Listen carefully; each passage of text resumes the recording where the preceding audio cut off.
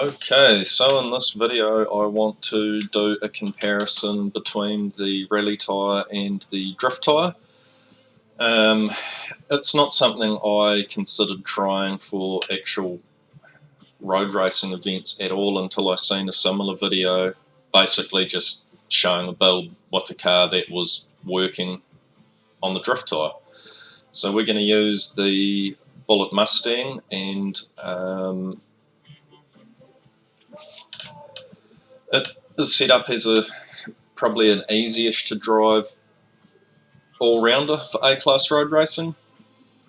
Reasonably good power, fully weight reduced, four-wheel drive. Look at the build quickly. When I changed the tyres over, the reason it's one performance point down is because I have already done this comparison on this car and ended up leaving the drift tyres on. I felt that it was a tiny bit easier to drive somehow on the drift tyre. So I ran it on the rally tyres for quite a long time, so I put it back to the rally tyre. The setup of the car basically stays the same, and there's only one performance point different. But again, when we look at the build of the car and I swap the tyres, the lateral G's, braking distance, acceleration, all favour the rally tyre. In theory, the rally tyre is just a far better tyre. So let's cut some laps and see if it is. Typical AI speed builds thrashed me off the line. I couldn't quite get past this guy, which turned into a bit of a pain. Held me really wide. Just wrecked the whole line through there, couldn't get it turned in because of him, but we managed to sneak across and up the inside of those two, and we're in pursuit.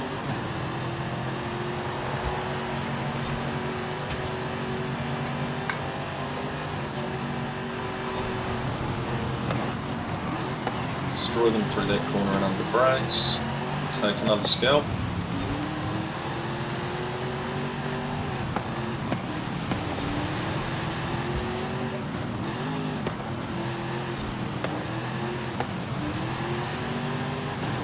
Try to run wide and cut across line, but it just didn't work. We lost time, if anything.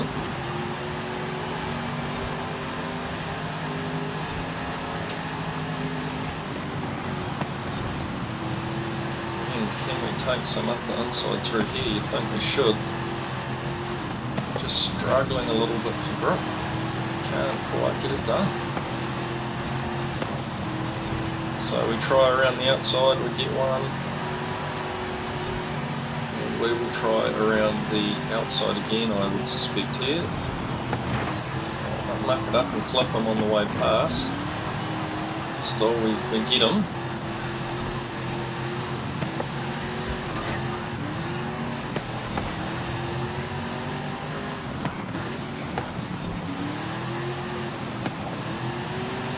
Trading left and right with the Trans Am. She's holding us off quite well. I really wanted to be through the pack by this point, but it just did not happen. Reasonable amount of time to try and gain at this point if we're going to take P1.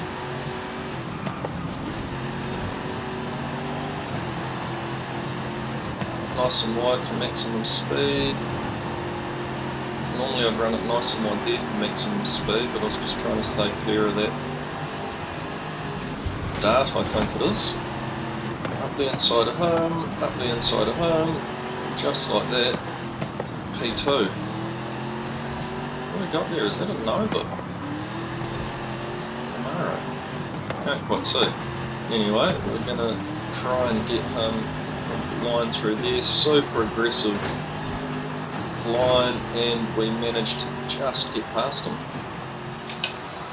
All in all, that was actually a relatively clean lap, and I time a lot of my cars, so I can compare it to other best lap times, and I was only, I think, 0.2 of a second off my fastest ever time in that Mustang, so that's a relatively good time, 54.480 for that car around that track.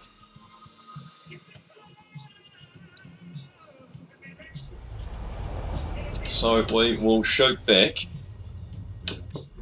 and swap tyres and just look at the difference in G's and braking distance and everything, comparing the rally tyre to the drift tyre, and and hence the reason why I'd never got around to trying it.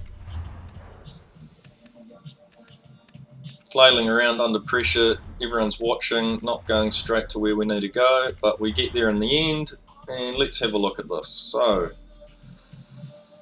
115, 119 Gs, 68 metres, 161 to 0 braking and acceleration. So here we can see we have got almost 10% worse on the Gs, and you may need to just pause it there for a second. I was a bit fast, but it's just worse everywhere. Worse braking, worse accelerating, worse on the Gs. In theory, the drift tyre is just by far a worse tyre.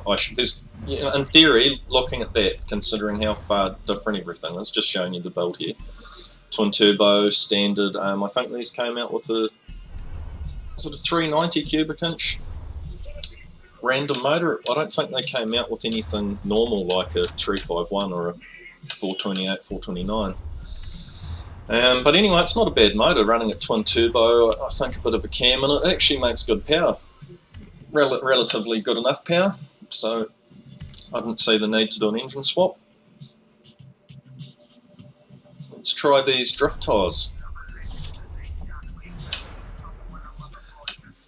Probably use this moment to quickly talk about the engine swap scenario. A lot of people seem to think that, you know, like that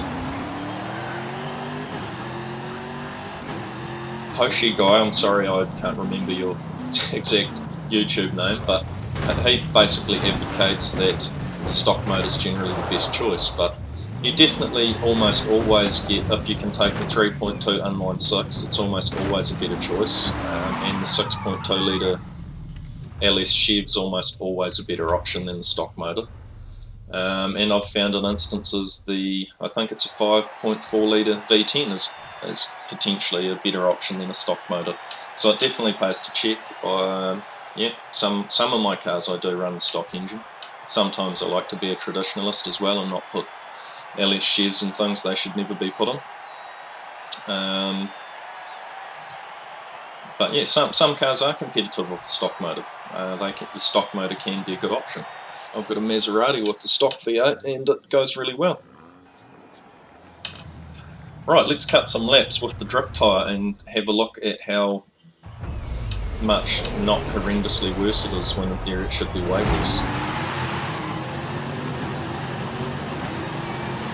One thing I have noticed if you're doing this comparison between a two-wheel drive car, drift to rally tyre, the drift tyre is definitely slightly worse getting off the line, without doubt.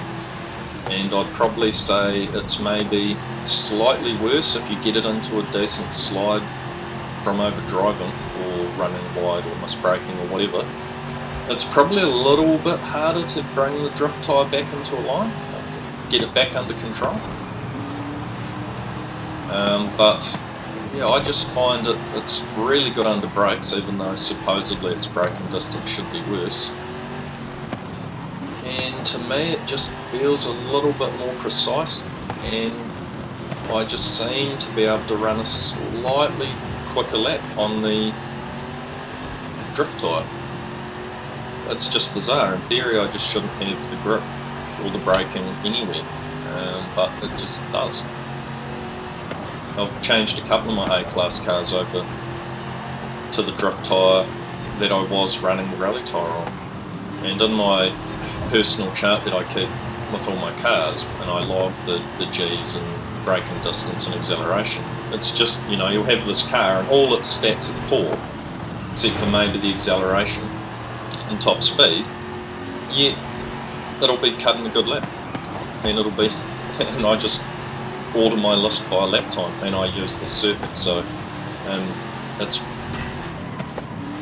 a consistency scenario. I guess the inconsistency is me. Like here we've just peeled through the field, just car after car, you know, it just seemed that bit easier on the drift tyre. got an entire lap of clean running now to do a decent lap time. That being said, like I was saying, the lap I did in the last race, my fastest lap wasn't a bad lap at all.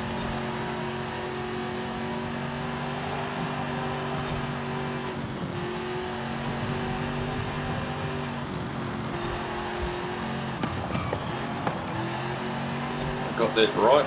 I consider that line I just did through there a bit wide there.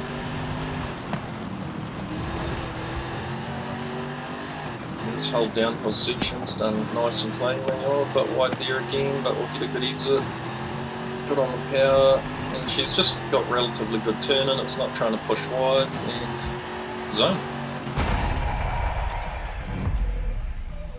So we did a 54.480 with the rally tyre in this comparison, and then we just did a 54.414.